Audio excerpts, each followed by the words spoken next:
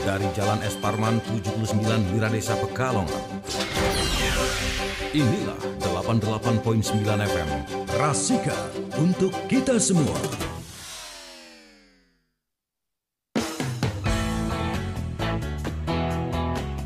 Disiarkan langsung dari studio Rasika FM Pekalongan.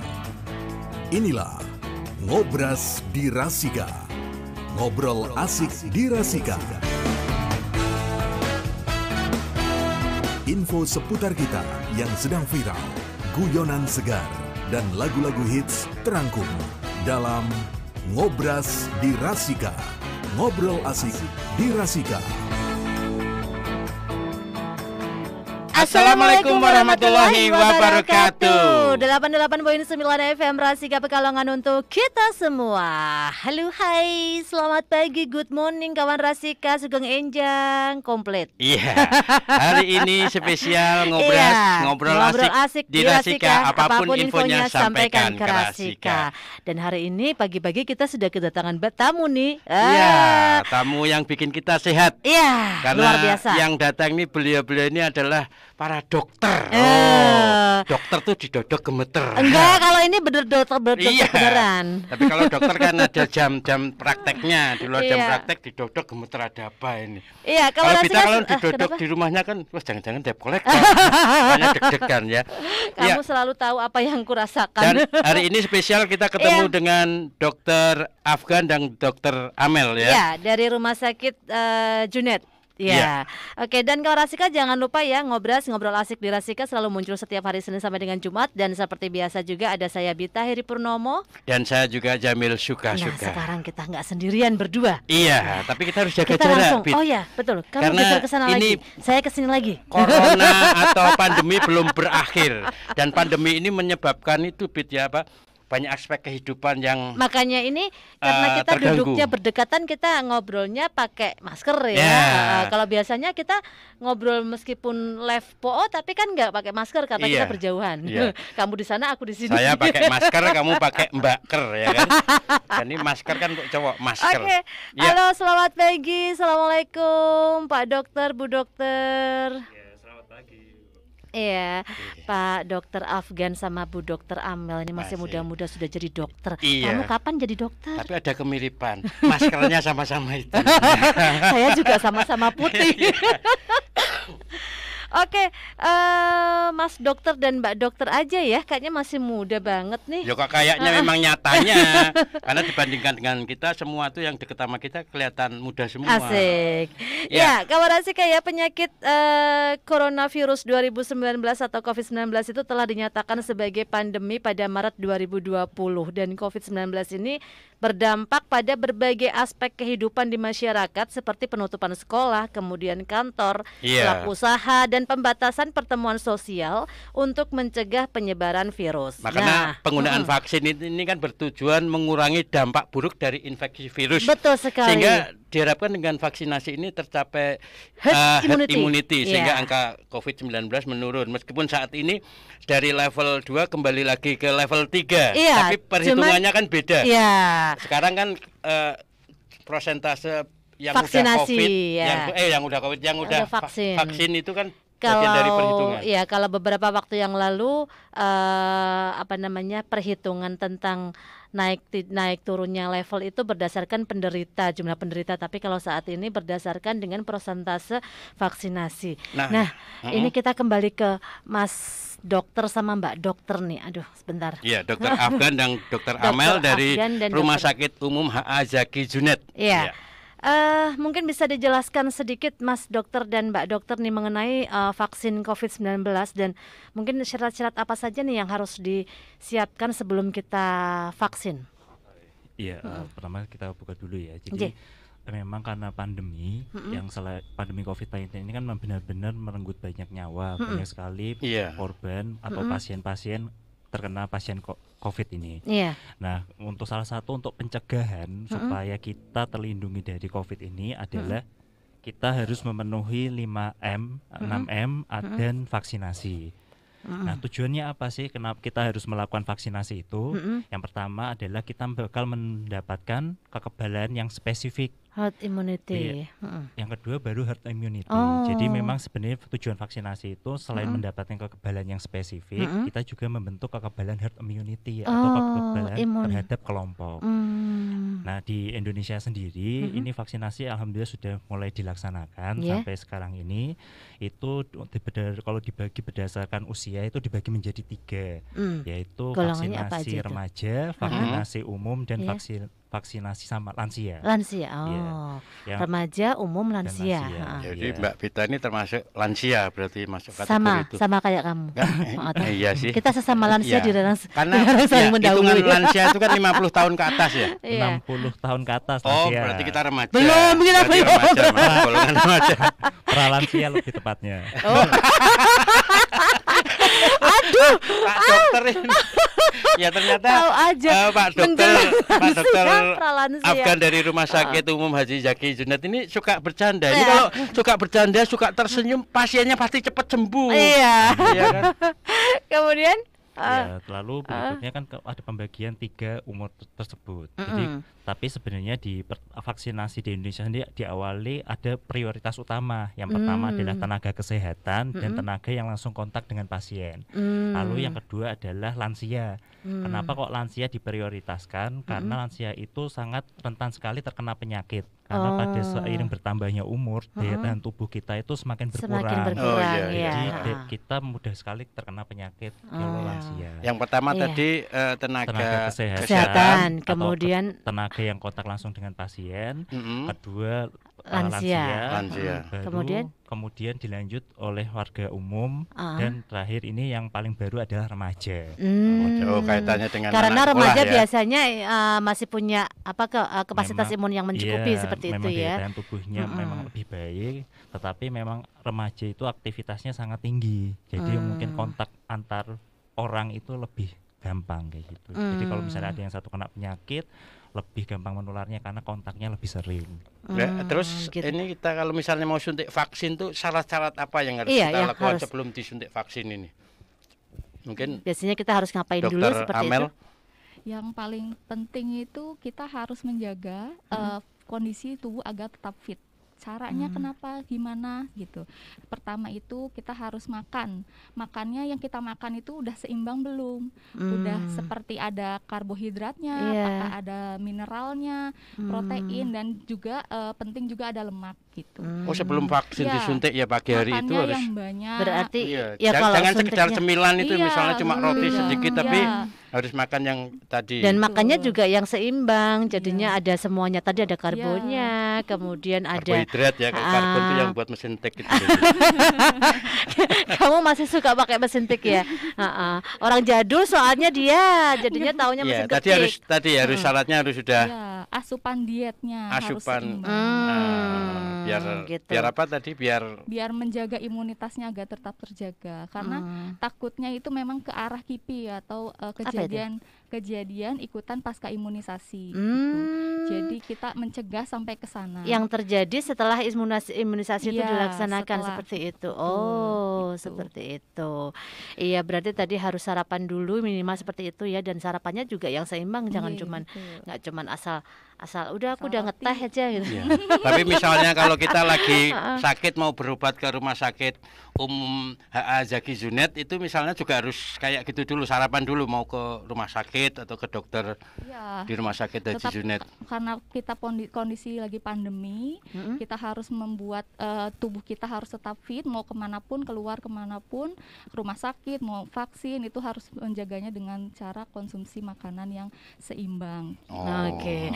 Kemudian itu Mbak Dokter, untuk aturan vaksinasi untuk lansia, untuk pria lansia itu apa aja? Dijawabnya nanti ya.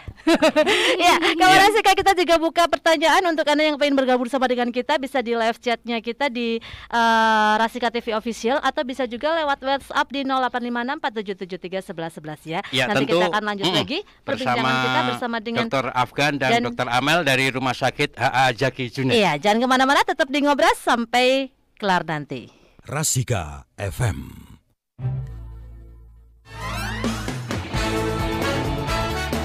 Inilah Ngobras di Rasika. Ngobrol asik di Rasika. Apapun infonya, sampaikan ke Rasika.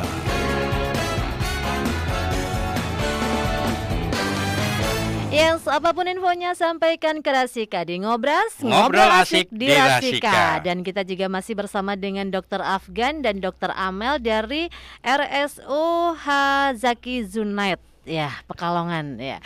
Oke, kita kembali lagi ke beliau berdua. Iya, senang sekali ya kalau kumpul sama. Jadi berasa sehat gitu ya. Berasa emang sehat terus. Kumpul dengan yang muda itu terasa kita ikut mudaan ya. Tapi kalau mereka kumpul sama kita malah cepet tua dong. Cepet tua. Ya, senang kalau ketemu dokter. Tapi kemarin saya pernah ketemu dokter itu. Anak saya kan sakit, tak bawa ke dokter malah dimarahin sama dokter. Soalnya kenapa? Anak saya kan cacingan, tak bawa ke dokter, keliru katanya. Saya ini dokter hewan. Kenapa? Kan anak saya cacingan. Cacing kan hewan. Itu siapa yang bodoh? Hah? Cacingnya.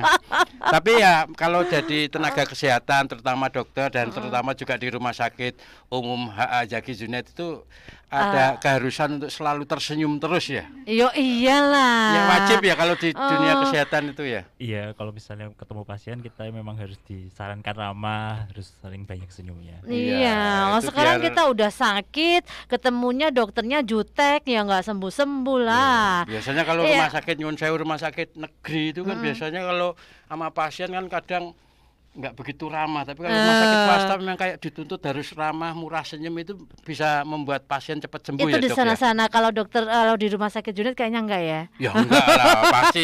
Jadi mereka aja ekspresinya selalu tersenyum meskipun nggak kelihatan pakai masker, tapi senyumnya itu terasa di ekspresi. Terlihat dari sorot matanya. Iya.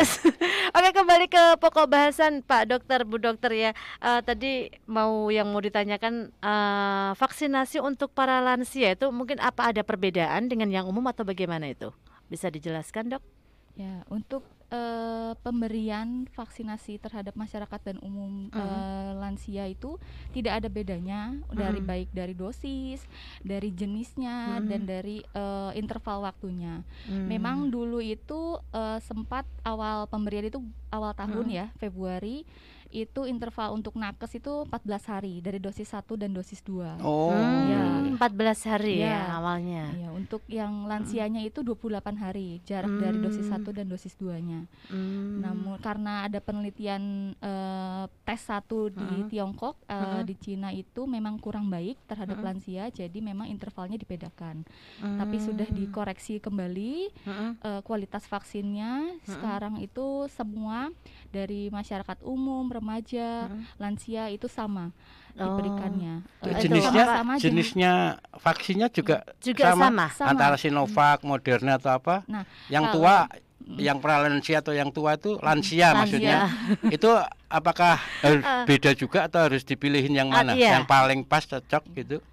Ya, jadi kan ada pembagian 3 kategori umur itu. Jadi yang remaja usia 12 sampai 17 tahun, terus yang dewasa atau umum antara 18 sampai 60 tahun dan lebih dari 60 tahun untuk lansia. Oh, kita belum pralansia, kita masih kedua. Kalau yang untuk anak-anak kan kemarin sudah kita bahas, yang remaja itu sudah kita bahas. Kalau misalnya vaksin yang bisa diberikan kan Sinovac dan Pfizer. Itu untuk yang remaja ya. Kalau sedangkan untuk orang masyarakat umum itu atau yang dewasa itu pemberian vaksinnya hampir semua vaksin bisa diberikan pada orang dewasa. Mau itu Sinovac, AstraZeneca, Pfizer, Moderna itu bisa diberikan pada orang dewasa. Tapi kalau untuk lansia sendiri di Indonesia itu yang boleh diberikan untuk pasien lebih dari 60 tahun itu ada 3. Sinovac, Pfizer, AstraZeneca sama Moderna. Nah, jadi kan 3 ya yang lansia nih kawan Rasika, Moderna, kemudian AstraZeneca, kemudian Sinovac. Nah, kalau misalnya orang tua Anda misalnya lagi ke sana, loh kok malah pakai yang apa? Yang remaja itu remaja itu nggak bisa ya. Pfizer. Pfizer itu memang khusus untuk remaja aja ya. Tapi untuk di Indonesia sendiri masih paling banyak penggunanya pakai Sinovac. Yang remaja ya. Ini biar kita kawan Rasika biar tahu ya kategori vaksin yang untuk remaja, dewasa maupun lansia itu. Itu sebenarnya perbedaannya karena apa itu, Dok? Maksudnya apa dosisnya atau mungkin kualitasnya atau apanya itu? Ya, jadi sebenarnya kan semua vaksin itu diteliti terlebih dahulu. Jadi memang untuk dewasa itu memang cakupan penelitiannya tuh rata-rata dewasa dulu lebih luas. Jadi semua vaksin itu yang buat uji coba dewasa juga gitu ya. Jadi untuk penelitian yang utama pertama kali pasti yang dewasa terlebih dahulu. Baru kok dewasanya berhasil, baru diujikan ke yang lansia dan remaja atau anak-anak. Begitu. Terus boleh nggak vaksinasi ini jika yang divaksin ini mempunyai penyakit bawaan atau penyakit sistemik seperti diabetes, darah tinggi. Misalnya seperti itu. Terus jika boleh itu untuk produsernya mungkin bisa dijelaskan. Prosedurnya ya. Itu pertanda pralansia itu. Pralansia ini ya Dok ya. Mohon maaf ini Dok. Aduh. Maklum Dok, saya udah tua Dok gitu. Ya silakan Dok. Untuk komorbid ya atau penyakit penyerta, memang kita sarankan itu periksa terlebih dahulu ke dokter yang merawat atau dokter spesialisnya.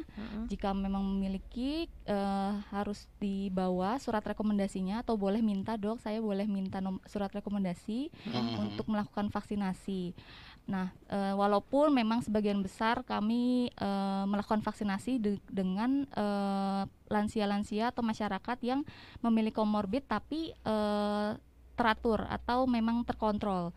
Jadi kita sih menyarankannya selain tadi yang awal itu harus tubuhnya fit, juga jika memiliki komorbid kita sarankan untuk meminta surat rekomendasi terlebih dahulu. Gitu. Berarti kan kadang-kadang ada tuh dok yang dia mempunyai penyakit bawaan ya, kayak mungkin diabetes gitu, tapi dia kepingin banget tuh divaksin gitu, dia terus harus periksa dulu gitu ya ke dokter dulu, kemudian pakai surat pengantar seperti itu. Iya, seperti itu saat ya. Periksa itu kan dalam keadaan sehat, nggak ada keluhan, tapi dia punya komorbid tapi tetap nekat atau bahkan tidak ngomong, itu bisa berakibat fatal dok. Ya balik lagi kayak ke tadi itu kita menghindari untuk adanya KIPI yang lebih berat. Tadi itu kejadian kejadian pasca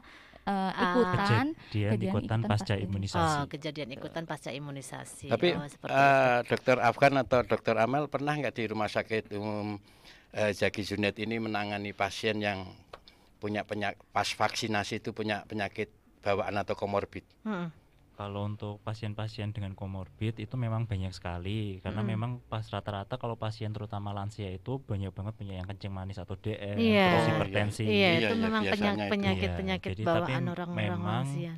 Kita screening terlebih dahulu. Jadi kan memang salah satu screeningnya tensinya nggak boleh lebih dari 180 per 110. Jadi kalau misalnya lebih dari itu atau pas dari itu kita masih mikir-mikir untuk melakukan vaksinasi. Makanya dari itu misalnya kok tensinya tinggi, biasanya pasiennya suruh kita istirahat dulu. Beneran nggak ini tensinya segini? Kita ulang lagi kurang lebih 5-10 menit. Kalau ternyata masih tinggi, kita tunda dulu. Istirahat lagi sampai 3 kali. Nanti kalau masih tinggi terus kita suruh kontrol untuk tensinya dulu. Enggak, kadang-kadang ada juga loh dok lansia yang punya penyakit penyerta tapi dia berasa sehat gitu kan, ngeyel katakanlah, wes dia nggak mau periksa dulu. Ya, tapi itu, kalau di Rumah Sakit Haji Zaki Junet itu harus diteliti dulu ya, nggak boleh asal. Iya, makanya nggak masih sebentar waktu dia lansia kemudian punya penyakit penyerta kemudian dia ngeyel, dia nggak mau periksa nggak mau periksa dulu ke dokter, dan pada waktu mau divaksin dilalahnya kok semuanya sehat, itu nggak apa-apa dok? Jadi kalau misalnya memang ternyata kok kencing manis atau tekanan darahnya pas dan diperiksa screen kok bagus dan kondisinya memang fit, memang tetap diberikan vaksin. Jadi dia cuma punya riwayat aja gitu maksudnya. Tapi karena dia aku kondisinya sehat seperti itu toh, kan tadi disarankan harus periksa dulu kan dengan membawa surat pengantar dan lain sebagainya. Tapi ternyata pada waktu mau divaksin dia kondisinya memang benar-benar sehat gitu, nggak apa-apa ya berarti ya. Ya, tapi kondisi sehat itu kan ditentukan oleh dokter lewat pemeriksaan itu lebih aman, lebih idealnya gitu makanya, kan. Ya. Oh seperti itu ya. Jadi ngeyel. Kalau di Rumah Sakit Umum Zaki Junet di Buaran ini juga ada misalnya tes PCR. Ada. Melayani juga ya. Jadi kalau di Junet sendiri memang membuka swab itu pemeriksaan swab PCR. Cuma memang untuk pemeriksaannya nggak langsung di rumah sakit itu. Jadi sampelnya dikirim dulu. Tapi kalau untuk rapid antigen bisa langsung dilakukan di rumah sakit Junet. Vaksin juga, vaksin mandiri bisa juga. Kalau untuk vaksin mandiri itu nanti biasanya tergantung jadwalnya. Oh, tergantung jadwalnya. Memang kita nggak bisa langsung buka vaksin. kita harus ngumpulin dulu masa. Jadi kita misalnya diagendakan tanggal berapa gitu, nanti vaksin di unit, didaftar dulu supaya nanti itu, kita gak buka vial vaksinnya itu boros gitu. Oh iya, itu katanya saya pernah dengar itu vaksin yang 1 box itu kalau sudah dibuka harus habis semua seperti itu. Itu gimana itu penjelasannya, Dok? Jadi kita itu di vial itu ada beberapa dosis. Sempat ada 1 vial itu untuk 10 dosis. Kalau misalnya memang kita sanggup untuk misalnya ada 10 vial itu berarti untuk 100. Nah, itu harus 100 habis. Kalau misalnya ada yang datangnya itu 90, berarti 1 vial utuh masih bisa disimpan. Ya. Kalau misalnya ada 92, nah itu berarti memang terpaksa harus dibuang, nggak boleh digunakan kembali. Tapi ada juga sekarang itu ada 1 vial untuk 1 dosis. Ya. Sebelumnya juga ada 1 vial untuk 2 dosis tergantung ketersediaannya. Oke. Dok, untuk persiapan Bita lansia sebelum melakukan vaksinasi hampir sama sih ya. Tapi sebelumnya kita simak dulu yang satu ini. Rasika FM. Inilah Ngobras di Rasika. Ngobrol asik di Rasika. Apapun infonya, sampaikan ke Rasika.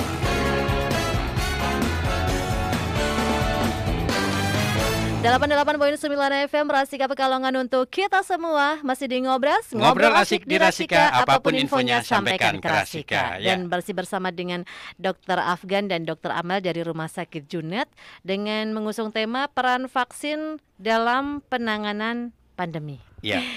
Tadi udah kita tanyakan tadi persiapan lansia sebelum melakukan vaksinasi dan sekaligus tip agar kita tetap sehat di masa pandemi ini gimana? Silakan, Dok. Untuk tipsnya agar kita fit dan tetap sehat, yang pertama tadi dari konsumsi makanan yang harus seimbang ya. Terus olahraga yang baik. Olahraga yang baik itu tidak mesti harus lari maraton berapa kilometer gitu. Misalnya kalau untuk lansia ya mutar-mutar di sekeliling rumah. Jalan kaki aja termasuk olahraga ya. Mutar-mutar malah kayak orang bingung. Olahraga ringan. Olahraga ringan. Jalan kaki aja termasuk olahraga. Catur juga olahraga kan, masih cabang olahraga. Pegang benteng. Tapi kan yang gerak cuma tangannya sama pikirannya ya. Terus itu gak kalah penting kelola stres. Ya, kalau stres itu stres itu harus dikelola ternyata ya. Biar kita tetap enjoy. Caranya gimana tuh kelola stres? Iya, kelola stres tuh biasanya mungkin didukung dengan istirahat. Kalau misal kita istirahat kurang cukup juga bisa menimbulkan pikiran ini tiba-tiba mau mikirin ini gitu. Wah, ini belum dikerjakan kerjaan rumah. Kalau saya malah kebanyakan istirahat stres. Orang nganggur kan kebanyakan istirahat. Banyak nganggurnya jadi stres ya. Anggapan orang kan kalau stres tuh berarti maaf agak gila gitu ya. Padahal enggak ya, padahal kurang tidur aja udah termasuk stres ya. Jadi stres dikelola diantaranya agar kita tetap sehat di tengah pandemi ini, terus makanan yang cukup, olahraga, terus apalagi mungkin Dokter Afgan juga bisa nambahkan.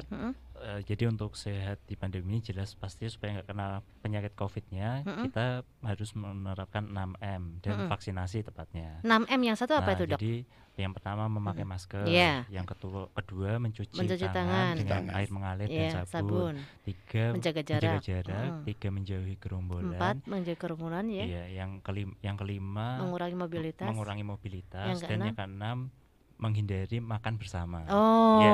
Kalau kita yang keenamnya biasanya manuto gitu. Ini berarti yang keenamnya menghindari makan bersama.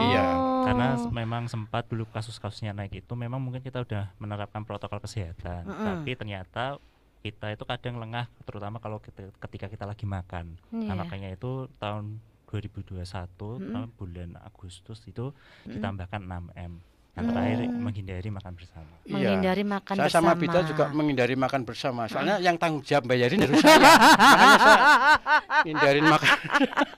Oke, Dokter, ini ada pertanyaan dari tadi persiapan lansia sebelum vaksinasi udah ya? Udah ya. Kamu pralansia lupaan Ini dari live chatnya kita ada yang bertanya, Mas Dedi Irwan. Pagi dokter, mau tanya nih, kalau sudah vaksin terus kalau sudah vaksin terus pengen bepergian berarti sudah aman ya dok gitu. Ya, jadi sebenarnya kalau bilang sudah vaksin boleh bepergian, ya nggak masalah untuk bepergian. Cuma memang kita kan dianjurkan untuk mengurangi mobilitas. Kalau sebenarnya vaksin itu bukan untuk benar-benar mencegah benar gitu untuk bebas dari COVID. Tapi walaupun kita divaksin, kita juga harus menerapkan protokol kesehatan tersebut. Jadi misalnya bepergian pun kita sudah divaksin dan juga harus tetap menerapkan protokol kesehatan. Karena yang udah divaksin pun masih tetap bisa kena COVID. Cuman mungkin agak ringan seperti itu ya dok. Iya, jadi bisa jadi kalau misalnya pasien sakit terkena COVID sudah divaksin, biasanya gejalanya lebih ringan atau minimal lebih rendah dibandingkan kalau nggak divaksin yang sama belum sekali. Divaksin seperti itu ya. Ini ada lagi dari kawan Rasika, dari Rizky nih. Rizky di Wiradesa. Kalau asam urat tinggi atau rendah boleh vaksin enggak? Terima kasih dok. Tadi mungkin sudah ya, tapi bisa dijelaskan lagi. Bisa dijawab lagi dokter. Asam uratnya itu memang terkontrol kah atau memang hanya cek terus tidak diobati? Itu harus lebih lanjutnya kontrol lagi ke dokter yang merawatnya. Kalau misalnya dokternya menyarankan oh boleh divaksin, berarti boleh, kita berani tim vaksinator untuk memvaksin gitu. Kalau semisalnya asam uratnya bisa sampai 11, 12 itu kan memang belum ada penelitian lebih lanjut, namun memang lebih baiknya, lebih amannya untuk dikonsultasikan terlebih dahulu. Ya, ini kalau normalnya berapa dok? 5-6 ya? Tergantung ini jenis kelamin. Kalau wanita itu memang paling tinggi 6,5. Kalau laki-laki 7. Oh. Ya, ini gitu kawan Rasika perlu tahu ini ya. Jadi ketika ada jadwal vaksin, pastikan konsultasi dulu dengan dokter atau bisa ke rumah sakit umum HA Zaki Junet ya untuk dikontrol itu boleh atau enggaknya, terus nanti dapat surat itu agar pas vaksin tuh benar-benar kondisi sehat gitu ya, aman ya. Ada lagi Tio di Wiradesa. Terima kasih Tio. Kalau vaksin PCR di Rumah Sakit Junet itu jadwalnya jam berapa dok? Hasilnya bisa langsung atau nunggu berapa jam gitu atau berapa hari? Terus bayarnya juga berapa dan apakah bisa di cover BPJS kesehatan gitu? Ya, nunggunya di rumah sakit atau di rumah? Ini pertanyaannya komplit banget. Silakan dokter. Silakan dok.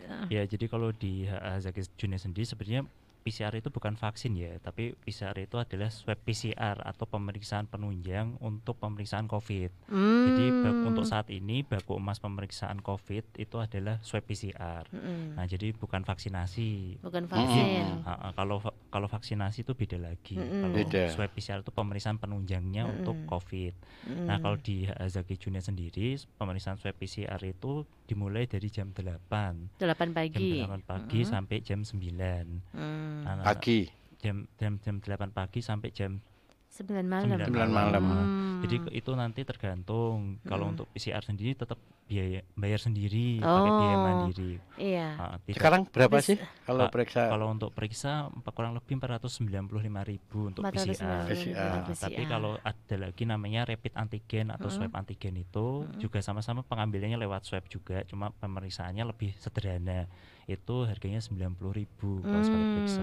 Itu keakuratannya, kecepatannya untuk diketahui kalau itu. Kalau untuk kecepatannya memang swab antigen lebih cepat. Jadi kalau swab antigen itu diambil, masuk swab di hidung, terus habis itu langsung dimasukin kayak cairan gitu, nanti diteteskan langsung kurang lebih nunggu 15-30 menit sudah jadi.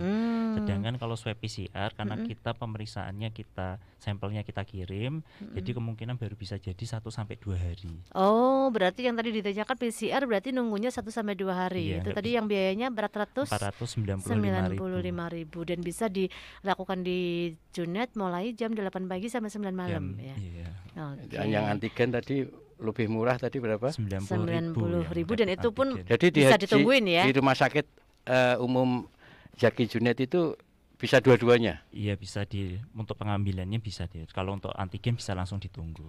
Oke. Mudah-mudahan Mas Tio yang ada di Wiradesa terjawab. Dan mungkin yang terakhir dokter bisa disampaikan ke kawan Rasika untuk pelayanan spesialis di Rumah Sakit Junet itu apa aja nih? Ada berapa layanan? Kemudian bisa sekaligus diinformasikan ke kawan Rasika apa saja yang bisa dilakukan di Rumah Sakit Junet. Silakan dokter. Ya, jadi kalau di Rumah Sakit Junet sendiri itu sudah ada kurang lebih 11 dokter spesialis dan 2 dokter spesialis penunjang.